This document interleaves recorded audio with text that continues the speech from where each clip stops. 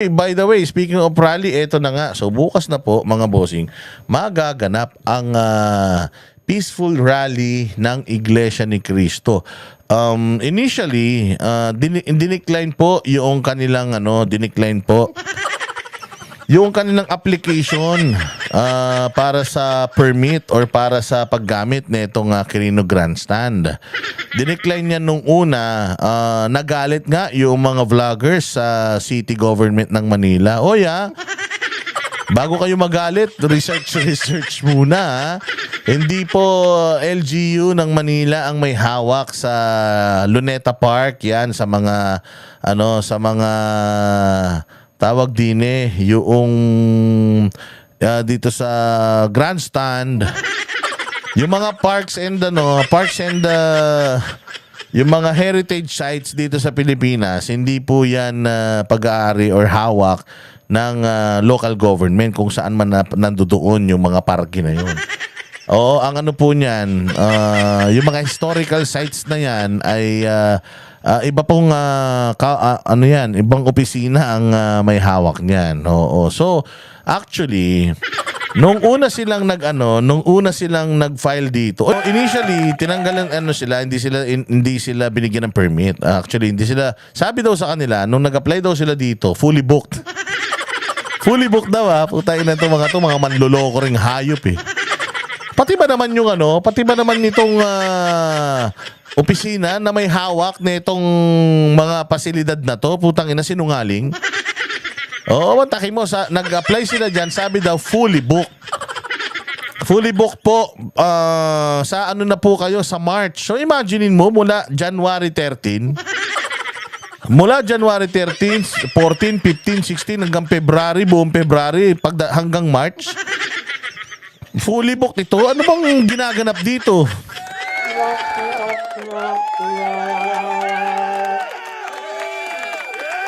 Mga loko-loko talaga no? Dahil alam nila na may naka-schedule daw ng January 13 kaya sa Liwasang Bonifacio. Ganop Jeff Official, ang sabi nila fully booked. Yung itong grandstand, fully booked. Ibig sabihin, kahit 14, 15, 16, may gagamit. Oo, kasi sinabihan daw sila na sa Marso na yung susunod o kung kailan pwede nilang magamit ito kung gusto nilang magpa-reserba. So matindi sabi ko nga putya yan, pag dumaan ka dyan sa Quirino Grandstand na yan, wala namang ginaganap dyan. Bukas naman lagi yan. Pero this time, nagsinungaling sila. So ngayon, mga bossing, nagsinungaling itong at dinicline sila dito. Alam nyo ba ginawa ng INC? Ganun O sige, ayaw nyo dyan? Doon kami sa Liwasang Bonifacio. Ang Liwasang Bonifacio, mga bossing, is a freedom park. So pwedeng doon, pwede kayong mag-gather doon, pwede kayong magsisisigaw doon dahil ngayon nga ay freedom park. Ang problema, napakaliit ng lugar na yan. Ang inaasahan na pupunta dito ay milyon. So patay, pag doon nagtipon-tipon yan, sabihin na natin 1 milyon yan, putya yan, pati kalsada. Pati kalsada, ma-occupy ng mga yan, mapaparalisa, pati yung transportation. Kita mo mga unggoy. Ngayon, noong sila ay noong sila ay supposedly magliliwasan na, bigla silang pinayagan. Dito sa grandstand, pwede na daw. Akala ko ba fully booked? Mga sinungaling talaga tong mga hayop na ito. Wala naman raw nakasked. Oo nga. Hindi ba, Jeff Gano? Ibig sabihin, tinatry nitong kung sino man ang humahawak nitong Quirino Grandstand, tinatry nilang decline. Itong pagtitipon ng INC. Na hindi nila kayang hindi nila kayang pigilin kasi whether they like it or not, kahit saang lugar, baka mamaya magpunta pa sa EDSA magkaroon ng EDSA revolution bigla, magulat sila.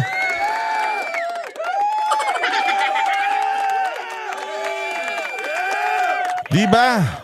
Kaya ayun, so dito pa lang, sabi ko nga sa inyo, hindi pa man nagsisimula itong rally ng INC, na-expose na nila kagad kung gaano kasatanas itong mga ahensya ng gobyerno natin na ultimong paggamit ng ano na to, ng facility na to na taxpayers money ang nagpagawa, putya yan, pinaplano pa nilang pigilan.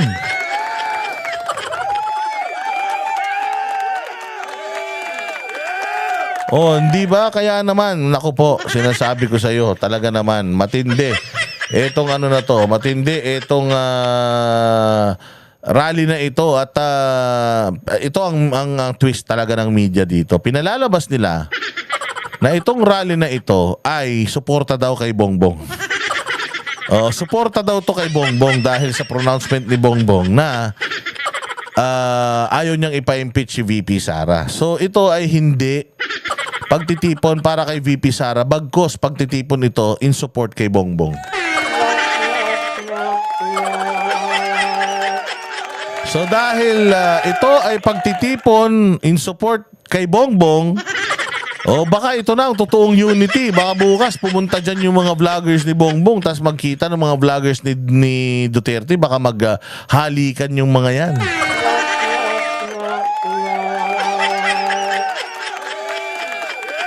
Diba? Sabi ko nga sa inyo ito talaga, itong INC, dito talaga magkakaalaman mga bossing. At makikita nyo din kung gaano ka-organisado itong pagtitipon ng INC. So tingnan natin itong balitang ito at sigurado ako excited na excited kayo. Ang dami daw tao ngayon.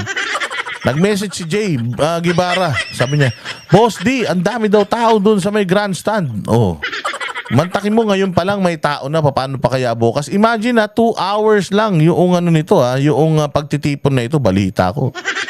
Balita ko, hindi na daw uuwi itong mga to Jet Ganob, bulong mo nga sa akin. Pakibulong mo nga sa akin, ano ba ang sa inyo? Ano ba ang instruction sa inyo? Ano ba to, forever na tayo dyan?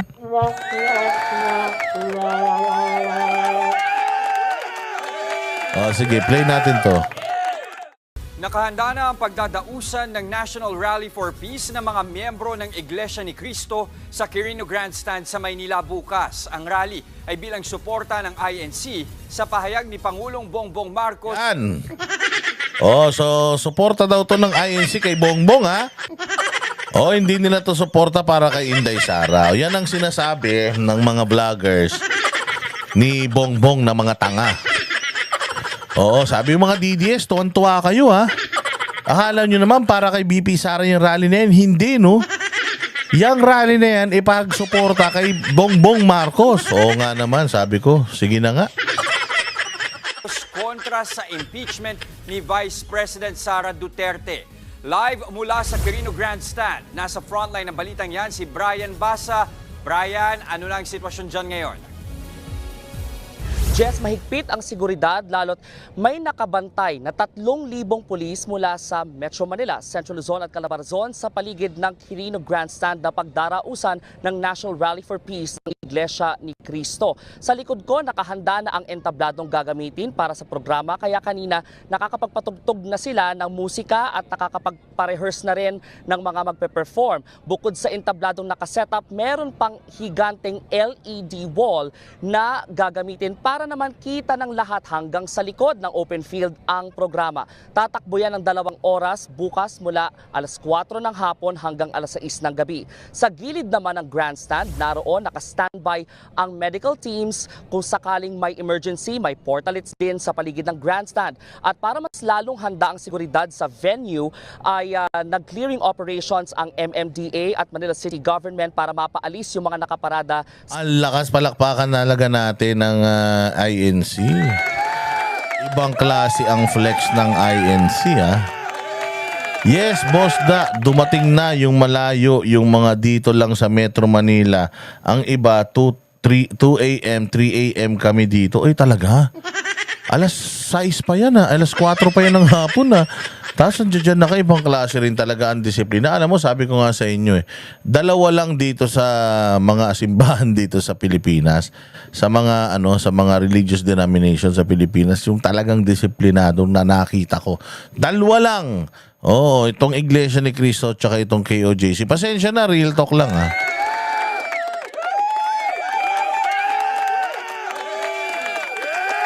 So kita nyo naman, talagang sidewalk or nag-clearing operations pa ang MMDA. Ibang klase, ha?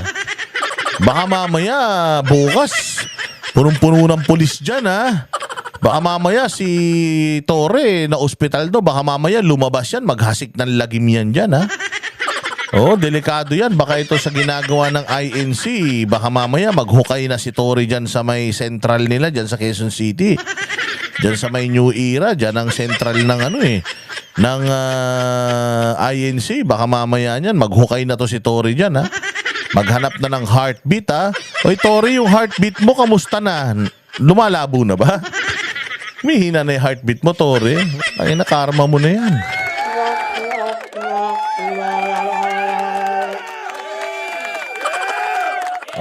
So abangan natin to, napakagandang development nito at tingnan natin kung ano ang magiging backlash nito or bawi ng gobyerno sa INC kasi kahit anong iwas ng INC dito, sigurado ako na ang gobyerno nagpaplano yan. O ingat kayo, traidor mga yan. Naisahan nyo sila eh. O kasi ang INC, ginamit ng INC yung statement ni BBM na hindi siya pabor sa impeachment at ayaw niya nung impeachment. O sa totoo lang naman, gustong-gusto niya talaga nung impeachment. Kaya lang, nabutasyan siya ng INC, ay ayaw mo ng impeachment ha, o sige. Magrarally kami, susuportahan namin yung sinasabi mo para hindi ma-impeach si BP.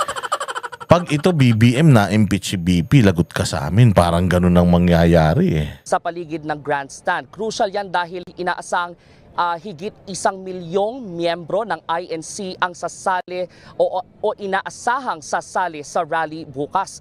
At manggagaling pa sila sa iba't ibang probinsya. Kaya nakita nga namin na yung mga placards na nakahilera, yung ibang mga nauna rito nakapagpa-picture na rin sa mga placard nila. May mga photo wall pa rito sa open field para sa ibang gustong magpakuha ng litrato. May kuha rin ng drone shot kanina sa paligid ng grandstand. Normal pa. Yung mga pupunta dito, may mga saradong kalsada. Putang ina, tinitingnan ko yung saradong kalsada. Tinitingnan ko yung saradong kalsada. Putragis, parang wala ka nang pwedeng daanan papunta dyan eh. Loko-loko din tong MMDA eh. Kuha ako short videos mamaya doon, boss D. Send ko sa'yo. Ready mo? Sige.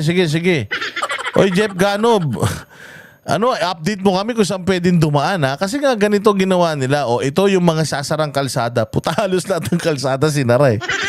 Tangina pa, paano makakapunta tao dyan? Kasi yung mga daanan papunta dyan, sarado. So ang gagawin ng tao para makapunta dyan, maglalakad. Akala siguro nitong otoridad, puta ina. Akala siguro ng otoridad, mga bossing, tatama rin yung tao. Puta, hindi nila alam. Ang trip naman lang maglakad ngayon, malamig eh. Ang daming nakasaradong daanan. Kasi sabi nga nila, para hindi masyado mag-traffic at maging swabe ang takbo ng daloy ng trapiko. Ito yung mga isinara nating kalsada. Nung tinignan ko, putang ina, parang wala na silang gustong padaanin eh.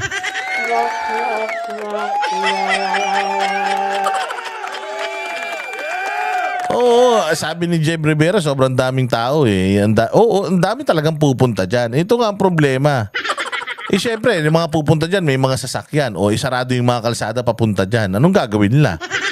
Siyempre, di naman nila pwedeng, iwanan ko yung sasakyan ko 3 kilometers away.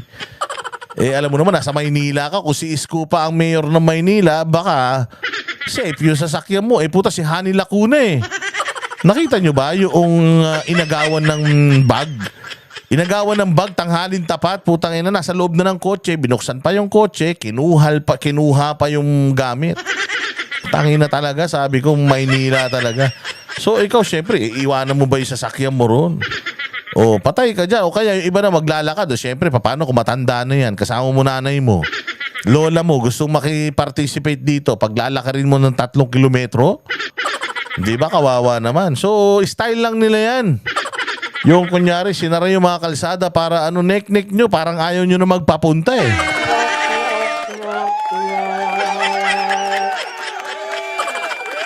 Lahat pupunta rito. Sabi ko nga sa'yo, pupunta nga kami. Berlin, salamat kayo. Sabi ni Diego natin, buti ako. Pagbaba lang ng UN station ng LRT, konting lakad tangit. Diego, baka pati yung LRT, hindi umandar niyan. Hanapin mo ako, Diego, ha.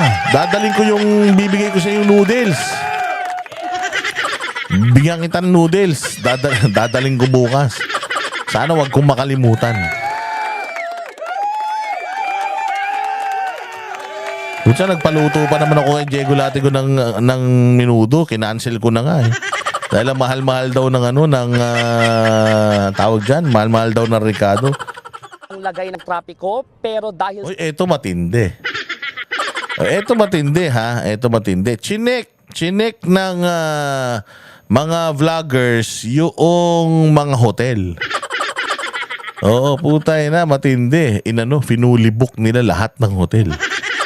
Oo, yung mga taga-malalayong lugar pa ng mga kapatid natin ni Iglesia, naghahanap daw sila kasi syempre, halimbawa mga taga-Tarlac, ganyan, Pangasinan. Oo, kasi hindi ko alam kung sa Luzon ito lang yung gaganapin dito eh, kasi nationwide to eh. Hindi ko Hindi lang, titingnan ko yung mga lugar na kasi alam ko na itabi ko yun eh, yung picture nun eh, sandali lang. Alam ko talaga na itabi ko yan. Wait lang hahanapin ko. Yung picture ng mga gaganapan, ito, nandito yan, ayan no. Oh, Region 1, Quirino Stadium.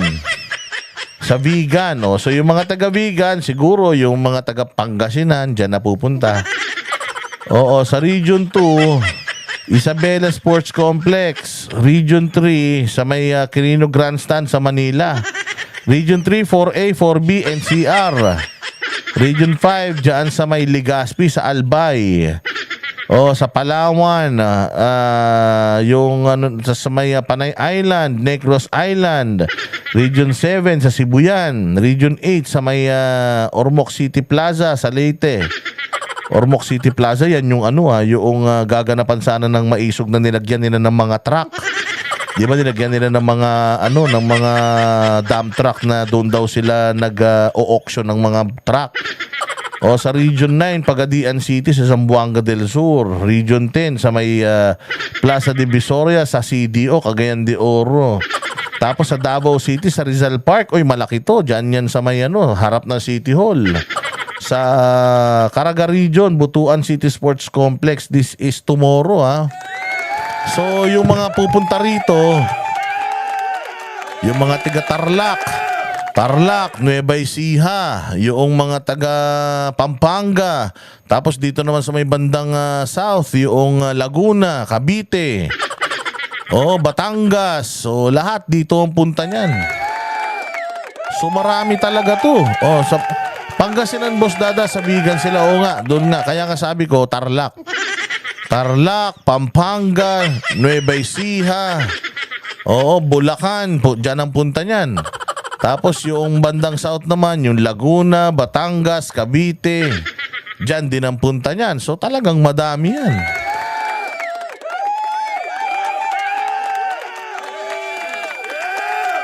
So ngayon, malalayo yung mga lugar na yon. Nag-check daw sila ng mga hotel. Lahat daw ng hotel fully booked. Wala silang ma-check-inan. Ngayon, may mga nag-iisip na putya yan. Parang binlock ng mga anti-rally Parang yun daw mga hotel para hindi nga daw makatulog yung mga tao doon. O tama rin na magpunta. O pag nag-check ng hotel, wala na silang ma-check-inan. Yung palibot, malalaking mga hotels dyan, puro fully booked daw. Daming pera. Alam mo kung totoong kasi may mga kumakalat na mga bali-balita sa social media na yung administrasyon daw sa takot. Lahat ng pwede nilang gawin para mapigilan yung mga tao na magpunta dyan, gagawin daw nila. So gumastos daw sila ng perang malaki para lang mabook lahat ng mga hotel dyan. So kung gano'n sana naman hindi taxpayers money ginamit nyo dyan.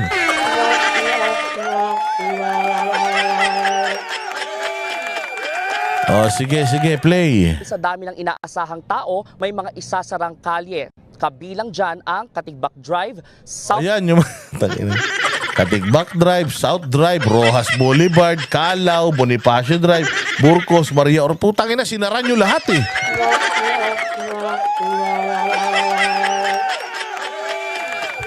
Sara nyo niya, pati NLEX, SLEX.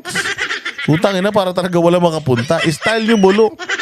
Tangina, ba't mo yung sasara yung mga yan? Ba't mo yung sasara yung mga yan? Eh, nandoon naman sila, hindi naman tatamaan ng kalsada yan. Napakalaki nung Quirino Grandstand na yun. Nung inaugurasyon nga ni Bongbong Marcos, di ba doon, ay hindi pala doon ginanap yun, doon pala sa may ano, sa may post office yata na nasunog yun. Kaya nasunog yung post office doon eh. Satanas yung nanumpa doon eh.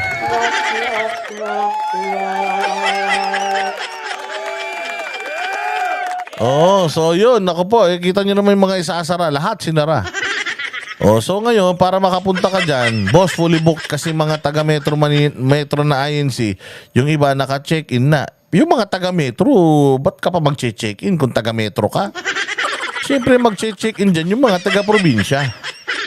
Di ba? Oh, yan talaga yung malapit sa mga grandstand na kalsada na yan. Oo nga, sinara nila. So, ibig sabihin, paglalakarin nila yung tao, papunta ron.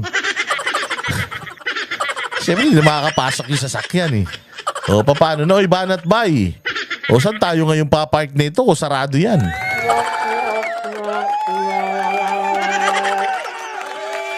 O, yung mga Cavite, lalamuin na lang daw sila. Doon sila sa likod dadaan. Walang hiya naman talaga. May sumpa yung panunumpa ni BBM kaya nasunog yung post office. Oo nga eh. Nung sumumpa siya doon, sabi kaysa naman masunog siya, nasunog na lang yung pinanumpaan niya na lugar dahil sobrang kasinungalingan niya. Drive, Rojas Bago raw makarating ng Quirino Grandstand, sunod-sunod ang PNP checkpoint, sabi ni Jeff Gano. Di ba? Tayo na, sabi ko sa inyo eh. Ayaw lang nilang pigilan to ng halata. Pero pucha yan, as much as they can, pipigilan nila to. Oo, ganyan ang gagawin nila. Sarado natin lahat ng kalsada papasok. So ngayon, wala makakapasok na sasakyan. Maglalakad sila. Siyempre, yung iba, hay, yung sasakyan ko, ayaw ko iwanan dito. Baka masira. Uwi na lang ako. Park nyo na lang sa SM Manila, boss. Puta, layo nun. Diego Latigo mula SM Manila, lalakarin mo hanggang Quirino Grandstand. Ang ina niyan, baka pagdating mo ron, galit ka na sa gobyerno.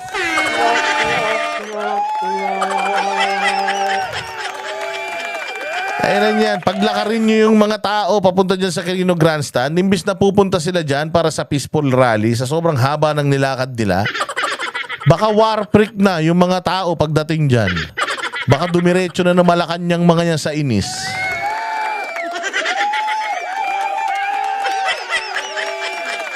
Malapit nga lang, Diego. Siyempre, paano yung mga matatanda? Tsaka, 1 million yan. 1 million daw yung pupunta dyan. Putay na, ilan lang yung parking ng SM.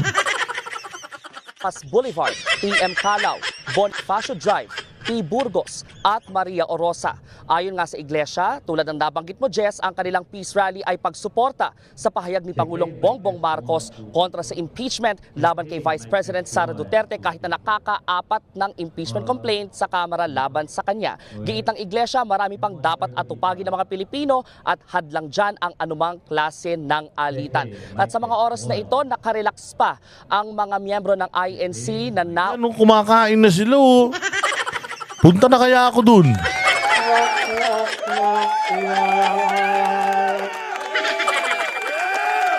Oo, parang ang sarap niyang banat ba yung mag-picnic tayo dyan, oh.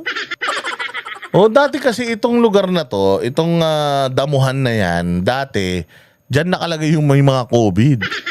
Yung COVID facility ng Maynila, dyan nakalagay. Kaya nga nung salamat PRRD, na dyan din ginanap, ano yan, puros mga naka-quarantine yung tao nun.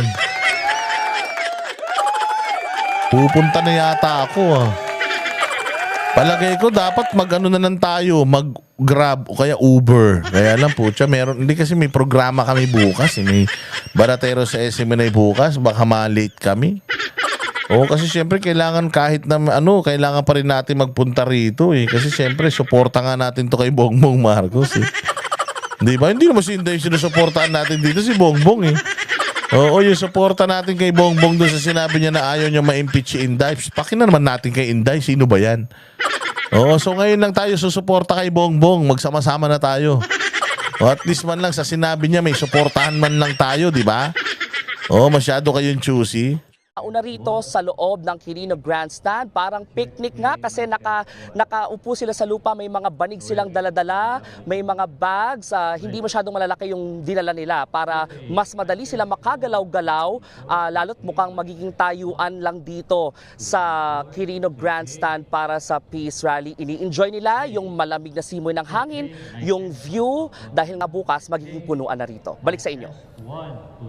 Okay, nagsisimula na nga dumagsa ang mga tao. Maraming salamat. Ayan, so o tingnan nyo, yung mga isinara, yung mga sinarang kalsada, alamin ninyo para alam niyo yung ruta. Baka memya, mabwisit kayo.